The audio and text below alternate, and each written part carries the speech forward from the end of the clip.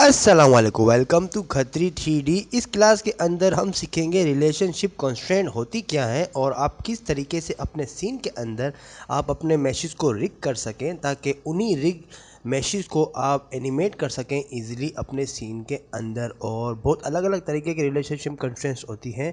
Basically relationship constraint का मतलब होता है रिलेशंस क्रिएट करना एक मैसेज से दूसरे मैसेज पे, चाहे वो बोन्स हो, चाहे वो एनिमेशन हो जो कि ट्रिगर हो एक एक्शन से, या कोई पाथ दी जाए ताकि आपका मैश उस पाथ को फॉलो करके उसे एनिमेट कर सके प्रॉपरली।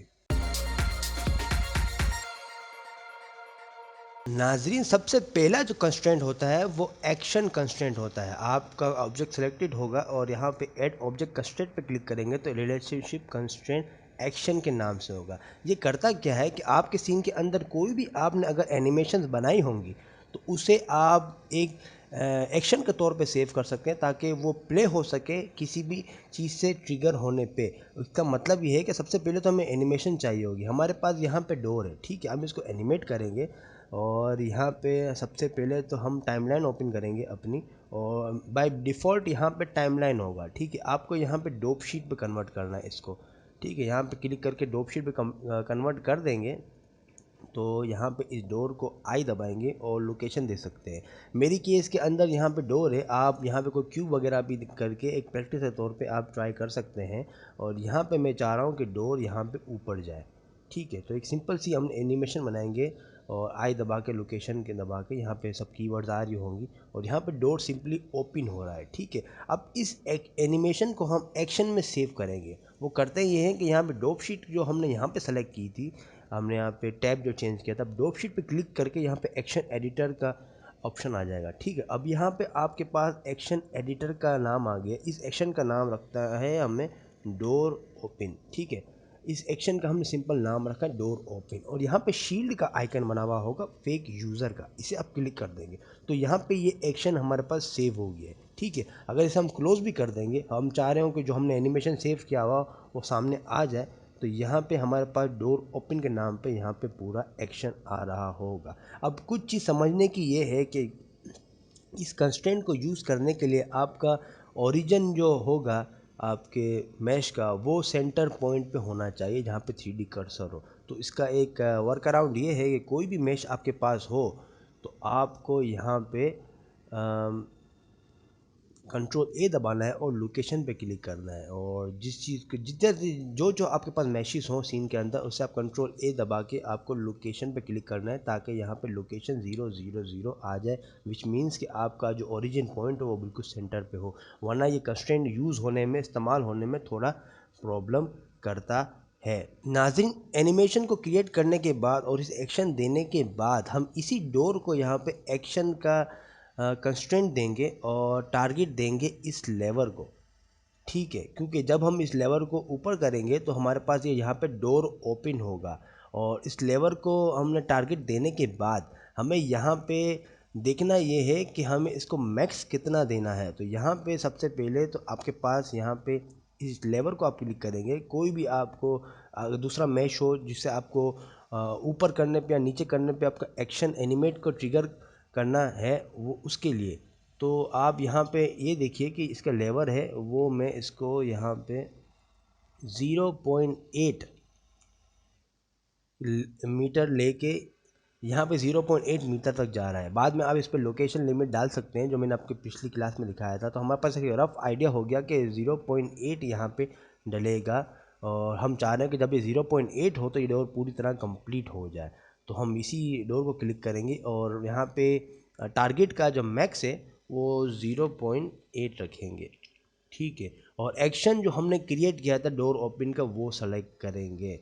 और फ्रेम स्टार्ट 1 था और हमने 40 फ्रेम पे यहाँ पे किया था, तो हम यहाँ पे इसको 40 करेंगे।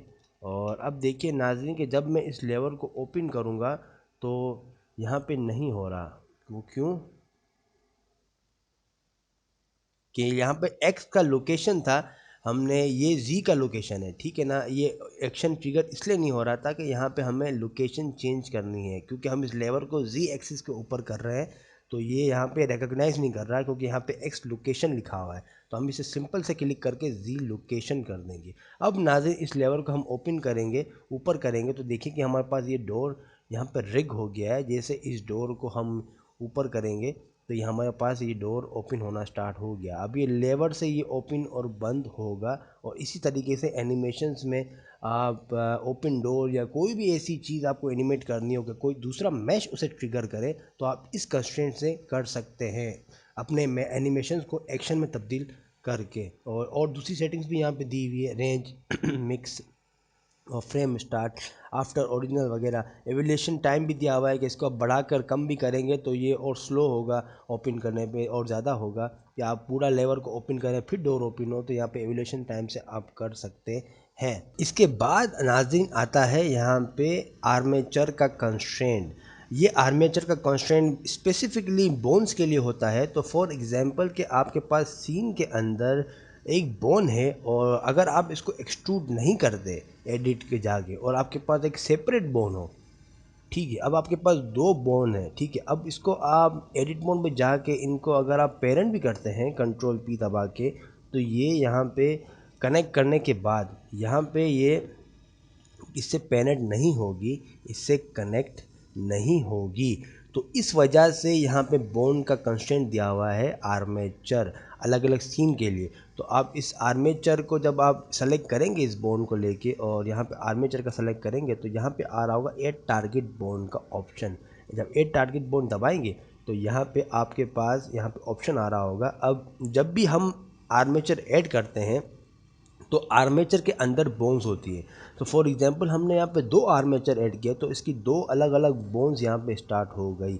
अब ये पूछ रहा है कि यहाँ पे अगर मैं देखूँ तो यहाँ पे आर्मेचर 1 है, ठीक है। अब ये टारगेट बोन जो है इसके लिए आपको आर्मेचर 001 यूज़ करना पड़ेगा जो दूसरी बोन्स हमने ऐड की हुई होंगी और उसकी बोन पे आप सेलेक्ट कर देंगे। हर आर्मेचर की अपनी अपनी बोन्स होती हैं और हमने इस आर्मेचर पे कंस्ट्रेंट यूज़ करके आर्मेचर जो 001 था उसको सेलेक्ट किया है और इसकी बोन सेलेक्ट की हुई है जो इसके अंदर है बोन, ठीक है। मीन्स यही बोन है, यही आर्मेचर है। अगर इसको हम एक्सट्रूड करेंगे तो आर्मेचर एक ही होगा, बोन्स मल्टीपल होंगी। अब यहाँ पे ये एक सॉर्ट ऑफ अ पेरेंट हो गया है और अब इसको आप मूव करेंगे और आप रोटेट करेंगे इसको तो यह भी मूव होगा क्योंकि टारगेट हमने इसको चूज़ किया था। तो अब अगर इसको आप मूव करके रोटेट करेंगे तो आपकी ये टारगेट बोन जो होगी जिसे कंस्ट्रेंट दिया हुआ ये भी मूव करेगी। तो सॉर्ट ऑफ ये पेरेंट का दिया हुआ है आर्मेचर के, ये आप यहाँ से पेरेंट कर सकते हैं। अब इसकी अमेजिंग बात यह है कि इसका आप इन्फ्लुएंस कम कर सकते हैं। फॉर एग्जांपल कि यहाँ पे अगर मैंने इसको रोटेट किया और इसकी कंस्ट्रेंट पे जाके इसकी इन्फ्लुएंस बढ़ा देंगे तो यहाँ पे ये बताएगा कि कितनी परसेंटेज ये फॉलो करे आपकी टारगेट बोन को। तो यहाँ पे 0.5 करेंगे तो ये 0.5 यहाँ पे फॉलो करेगा। तो ये अलग अलग एनिमेशंस को क्रिएट करने में यूज़ होती है कि मल्टीपल्स आप बोन्स ऐड करें और आप कोई भी चीज़ हिट कर रही हो या कोई भी चीज़ आपको ओपन करनी हो या किसी तरह की भी ट्रांजिशन बनानी हो तो आप इस वैल्यूज़ को एवोल्यूशन टाइम को यहाँ पे एनिमेट कर सकते हैं। ये बेसिकली डॉट्स होते हैं एनिमेट करने के लिए और बेसिकली ये कंस्ट्रेंट बस यही करता है और ये आपको बोन्स को पेरेंट करने देगा विदाउट कनेक्टिंग देम और आप इन्फ्लुएंस से इसको प्ले कर सकते हैं। इसके बाद नाज़रीन आता है कंस्ट्रेंट चाइल्ड ऑफ कंस्ट्रेंट आता है। ये थोड़ा सा इंटरेस्टिंग है। फॉर एग्जांपल यहाँ पे आपके पास दो मैशेस हैं, ठीक है। अब आप इसको एक तरह से ये ले लें कि ये पेरेंट ही है, ये पेरेंट की दूसरी किस्म है। पहले हमने आर्मेचर का सीखा था और चाइल्ड ऑफ जो है आपका कंस्ट्रेंट वो आपका हर चीज़ कॉपी करेगा जो आपका टारगेट मैश होगा।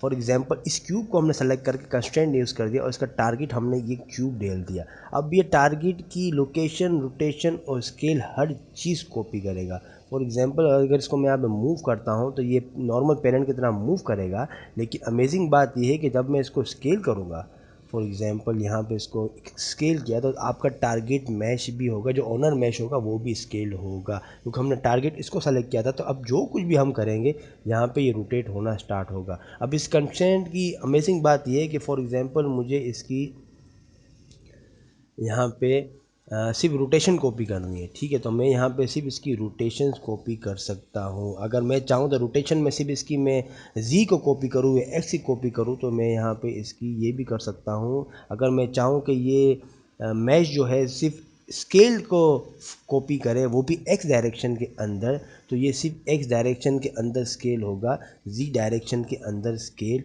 नहीं होगा। इसी तरीके से आपके पास काफ़ी फ्रीडम मिल जाएगा इस कंस्ट्रेंट से कि आप मज़ीद एडवांस लेवल की पेरेंटिंग कर सकते हैं अपने मैशेस के ज़रिए। बाकी सेट इन्वर्स और क्लियर इन्वर्स की भी अमाउंट दी जाती है, वैल्यू दी जाती है कि यहाँ पे अगर आपको रीसेट करना हो अपना ओनर मैश को, तो आप इसे रिवर्स कर सकते हैं और क्लियर इन्वर्स कर सकते हैं कि अंडू करना हो, sort of undo and redo situation. और इस पे भी इन्फ्लुएंस का स्लाइडर दिया हुआ है कि मतलब आप जितना इसको, अगर फॉर एग्जांपल एक्स को स्केल सेलेक्ट किया हुआ है और मैं चाह रहा हूँ कि ये जितना भी मैं एक्स को स्केल करूँ इसका 0.5% स्केल हो, तो ये देखिए कि 0.5% स्केल हो रहा है। मीन्स कि जितना ये स्पीड से मैं टारगेट को स्केल कर रहा हूँ इसका आधा जो स्पीड पकड़ के ये और एक ओनर मैश है वो स्केल कर रहा है। तो this is for child of constraint for you. नाज़रीन, इसके बाद जो आता है वो फ्लोर कंस्ट्रेंट आता है। फ्लोर कंस्ट्रेंट बहुत ही बेसिक कंस्ट्रेंट है। फॉर एग्जांपल आप अपने मैश के लिए एक इनविजिबल वॉल बनाते हैं जिसे वो क्रॉस ना करे। इस सूरत के अंदर हमने यहाँ पे ग्रीन सा क्यूब बनाया हुआ है जो सॉर्ट ऑफ अ डोर है और इस पर हम इनविजिबल वॉल लगाएंगे ताकि वो उसको क्रॉस ना करे। सो हमारे पास यहाँ पे जिस मैश के अंदर आपको इनविजिबल वॉल यूज़ करनी है उसे सेलेक्ट कीजिए और कंस्ट्रेंट ऐड कीजिए। अब आपकी मर्ज़ी कि आप चाहे मैश ऐड करें। इस एग्जांपल के लिए मैं यहाँ पे एम्प्टी ऐड करूँगा, ठीक है।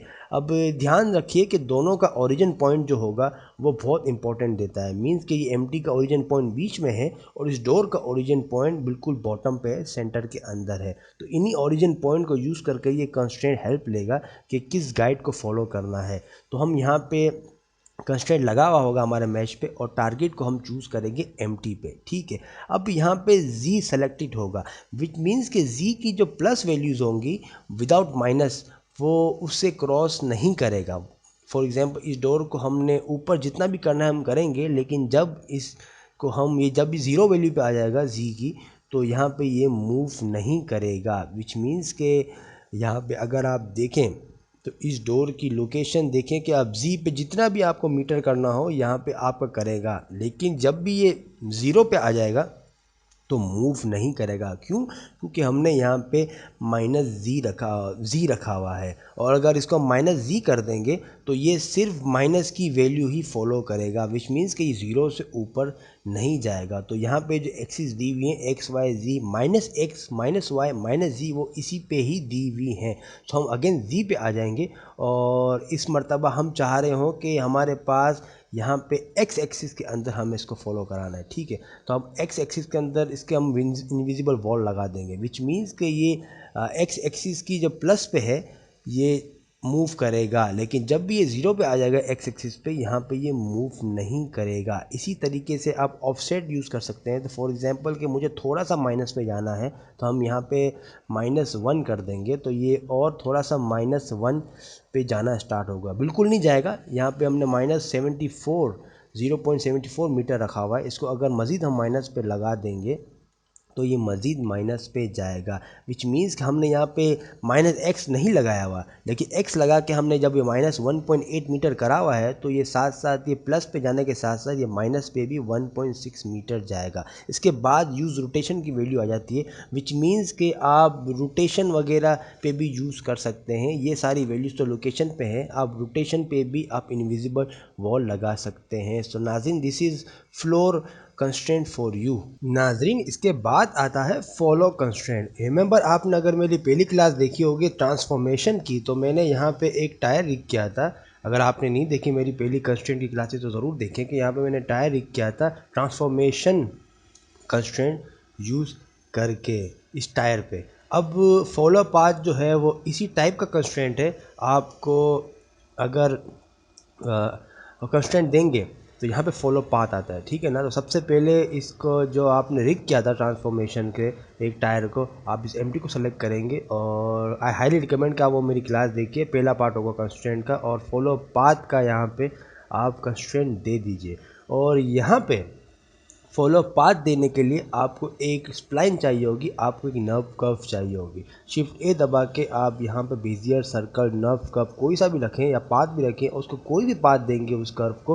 कर्व बेसिकली यहाँ पे एक एक कर्व होती है जो कि आप इसको एरो की तरह इसको डायरेक्शन दे सकते हैं, आप इससे आप पाइप्स वगैरह बना सकते हैं। कर्व बहुत चीज़ों में इस्तेमाल होती है और इन दिस केस इस कंस्ट्रेंट पे भी इस्तेमाल होती है। तो यहाँ पे मैंने एक कर्व ऐड करके इसको एक शेप दे दिया है। अब हम इस टायर को इस कर्व से फॉलो कराएंगे। रिलेशनशिप कंस्ट्रेंट में जो फॉलो पाथ का जो कंस्ट्रेंट है उस पर ये टारगेट चाहिए होगा, ये कर्व। हमेशा ये कर्व को आप सेलेक्ट करेंगे और इसको आई ड्रॉपर टूल लेंगे और जो कर्व बनाई हुई हमने इसे आप सेलेक्ट कर देंगे। और देखिए कि नाजरीन के यहाँ पे ये स्नैप होके जो स्टार्टिंग पॉइंट था कर्व का, वहाँ पे ये स्नैप होके आ गया है। अब स्टार्टिंग पॉइंट कौन सा है और एंड पॉइंट कौन सा है, आप किसी भी कर्व को क्लिक करेंगे और यहाँ पे एडिट मोड पे चले जाएंगे तो यहाँ पे आपको एरो बने हुए आ जाएंगे, ठीक है ना। तो एरो ये यूँ जा रहे हैं, तो जो स्टार्टिंग पॉइंट होगा हमेशा जहाँ से एरो स्टार्ट हो रहा है और जो एंडिंग पॉइंट होगा यहाँ पे एरो एंड हो रहा है, ठीक है नाजरीन।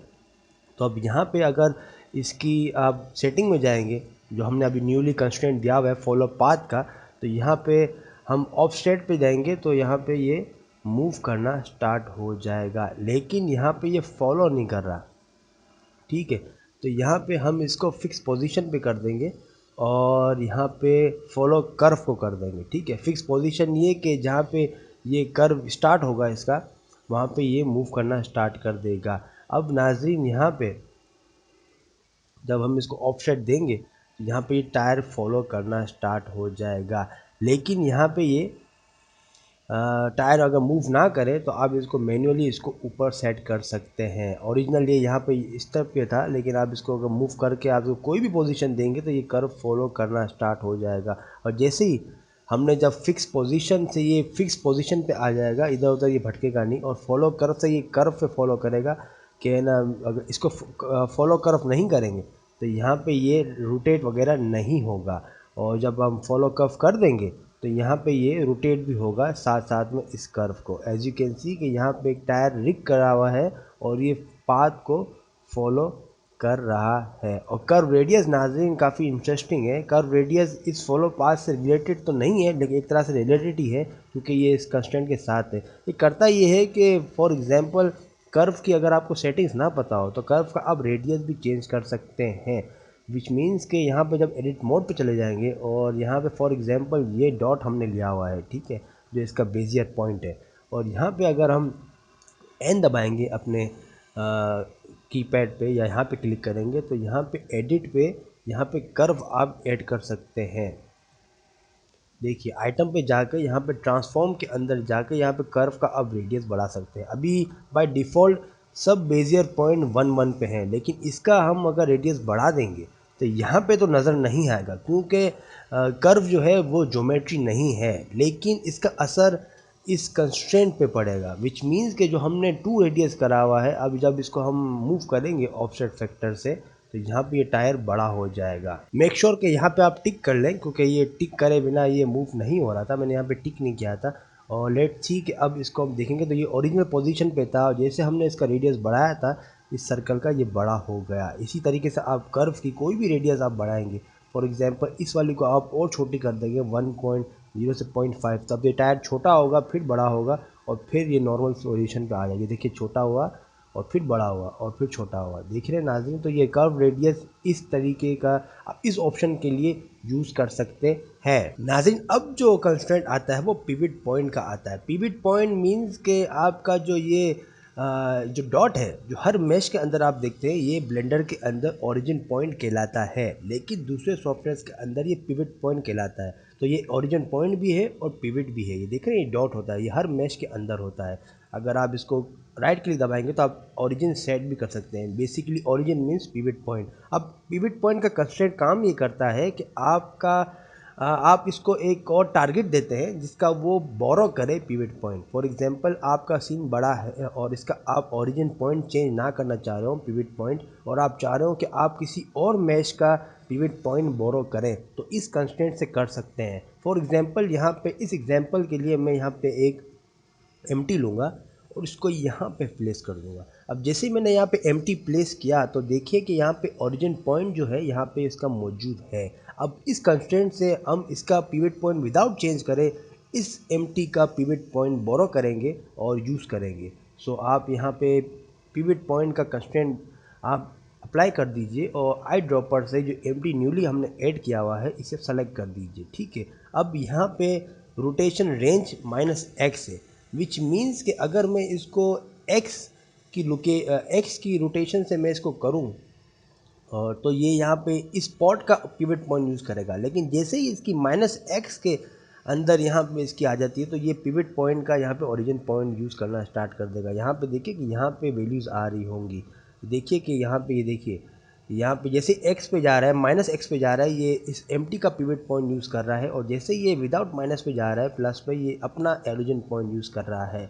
तो अगर अब हम यहाँ पे इसको शिफ्ट D दबा के अगर इसको हम यहाँ पे कॉपी कर लेते हैं, ठीक है, और अगेन इसको एक पिवट पॉइंट दे देते हैं यहाँ पे, तो और इस मर्तबा इस एम्प्टी को सेलेक्ट कर देते हैं और इस मर्तबा हम इसकी x की रोटेशन को यूज़ करेंगे, बोरो करेंगे, -x को नहीं करेंगे क्योंकि -x हमने यहाँ पे यूज़ किया हुआ है। अब देखिए कि अब इसको x डायरेक्शन पे आप चाहे यूँ मूव करें या यूँ मूव करें, ये दोनों सूरतों पे ये दोनों एम्प्टीज़ के ओरिजिन पॉइंट यूज़ कर रहा है और इस तरीके की फ़नी एनिमेशंस क्रिएट हो रही है। और ये सिर्फ इस चीज़ के लिए इस्तेमाल नहीं होता, ये काफ़ी चीज़ों के लिए इस्तेमाल होता है। बोन्स वगैरह को भी रिग करते वक्त ये काफ़ी इस्तेमाल होता है। अगर आप इंटरनेट पे इसकी एग्जांपल देखें तो आपको ढेरों इसकी एग्जांपल मिल जाएंगी। और कंस्ट्रेंट का जो बेसिक फंक्शन है वो मैंने आपको सिखा दिया है। अब last but not the least नाज़रीन, यहाँ पे कंस्ट्रेंट आ जाता है श्रिंक रैप का, विच मीन्स के किसी भी सरफेस से ये रैप करना श्रिंक होके, ये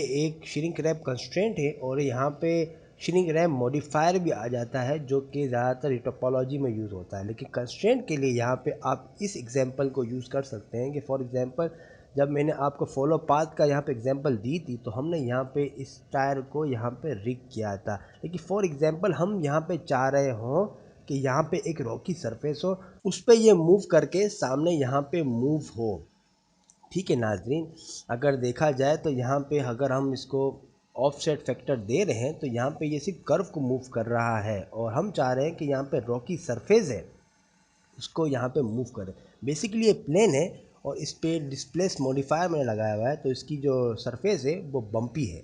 ठीक है, अब हम चाह रहे हैं कि इस सरफेस पे ये मूव करता हुआ यहाँ पे फॉलो करे, तो ये श्रिंक रैप कंस्ट्रेंट से ये मुमकिन है। अब फॉर एग्जांपल यहाँ पे जिसको हमने फॉलो पाथ दिया था इस एम्प्टी को, जिससे ये टायर रिग है, और इसको हम एक और यहाँ पे कंस्ट्रेंट देंगे श्रिंक रैप का। ठीक है, अब श्रिंक रैप का कंस्ट्रेंट जब हम देंगे तो यहाँ पे ये टारगेट मांगेगा। ठीक है, टारगेट यहाँ पे सेलेक्ट करके हम इस रॉकी ग्राउंड को चूज़ करेंगे। ठीक है, अब यहाँ पे समझने वाली बात ये है कि जहाँ पे ओरिजिन पॉइंट होगा, पिवट पॉइंट जो इससे पहले वाले कंस्ट्रेंट पे हमने पढ़ा था, वो इससे यहाँ पे स्नैप करेगा।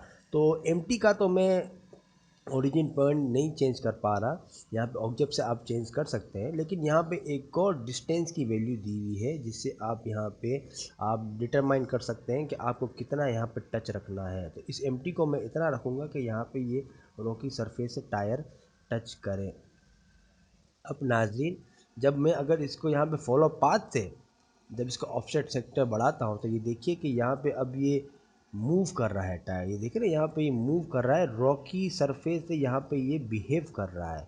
इसी वजह से अगर आप चाहें तो यहाँ पे आप मोड चेंज कर सकते हैं, आप यहाँ पे सरफेस पॉइंट से प्रोजेक्ट कर सकते हैं, जो कि सम टाइम प्रोजेक्ट करने पे यहाँ पे ये बिल्कुल ही प्रोजेक्ट करेगा इस प्लेन से, क्योंकि हमने इसको मॉडिफायर को अप्लाई नहीं किया हुआ, तो यहाँ पे ये बिल्कुल ही स्नैप नहीं करेगा, रॉकी मूवमेंट इस पर नहीं करेगा। लेकिन अगर आप इसका प्रोजेक्ट से आप नियरेस्ट सरफेस पॉइंट लेके आप अगर ऑन सरफेस से यहाँ पे आप अबव सरफेस वगैरह इनसाइड भी कर सकते हैं, दूसरी सेटिंग से प्ले कर सकते हैं कि देखिए कि ये इनसाइड है और ये आउटसाइड है। ठीक है, तो अलग अलग आप इसकी वैल्यूज से यहाँ पे प्लेस कर सकते हैं और अबव सरफेस हम अगेन कर देंगे, और यहाँ पे जो इन्फ्लुएंस की वैल्यू है आप इसे भी स्लाइडर कर सकते हैं कि रिमेंबर मैंने जितनी भी कंस्ट्रेंट में आपको सिखाया है, इन्फ्लुएंस की value is like a percentage, जितना आप कम करेंगे उतना ये परसेंट कम यूज़ करेगा कंस्ट्रेंट को। तो इस सूरत पे यहाँ पे हम इसको 100 ही रहने देंगे, और यहाँ पे align to normal which means के जो आपका मैश है वो किस एक्सिस से अलाइन करें, तो इसे मैं ज़्यादातर डिसेबल ही रहने देता हूँ। और यहाँ पे एक तरह से आपको कोई सेटिंग करने की ज़रूरत नहीं है, बाय डिफ़ॉल्ट ही हमेशा यहाँ पे बेहतरीन सेटिंग करती है। तो श्रिंक रैप का मॉडिफायर होगा वो ये होगा। अब इस एग्जांपल के लिए मैंने यहाँ पे रॉकी सरफेस ऐड की हुई है। आप कुछ भी यहाँ पे ऐड कर देंगे, इवन कि आप स्कल्पटिंग से जब आप इसकी रॉकी सरफेस बना देंगे और अगर इसकी टोपोलॉजी सही हुई तो यहाँ पे श्रिंक रैप बड़े खूबसूरत तरीके से फॉलो करेगा। अब देखा यहाँ पे फॉलो पाथ सबसे पहले हमने दिया ताकि ये कर्व को फॉलो करे, और फिर इसको हमने श्रिंक रैप दिया ताकि इस सर्फ पे ये जो ग्राउंड है इस पे ये बिहेव करे और इसकी इन्वायरमेंट को आप अट्रैक्ट करके ये मूव करे।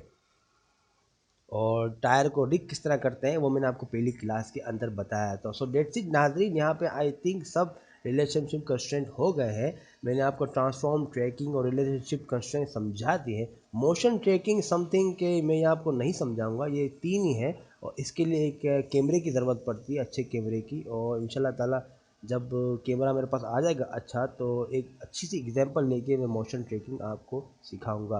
बट अभी के लिए मैं मोशन ट्रैकिंग नहीं सिखाऊंगा आपको। तो फ़िलहाल इन 3 कंस्ट्रेंट से आप काम चलाइए जो मैंने अपनी पिछली क्लासेस के अंदर सिखाया है, और मज़ीद और ब्लेंडर से रिलेटेड अच्छी अच्छी क्लासेस आएंगी। अपना बहुत बहुत ख्याल रखिएगा। ये क्लास को यहीं वाइंड अप करता हूँ, अगली क्लास के अंदर मिलते हैं। अल्लाह हाफिज़।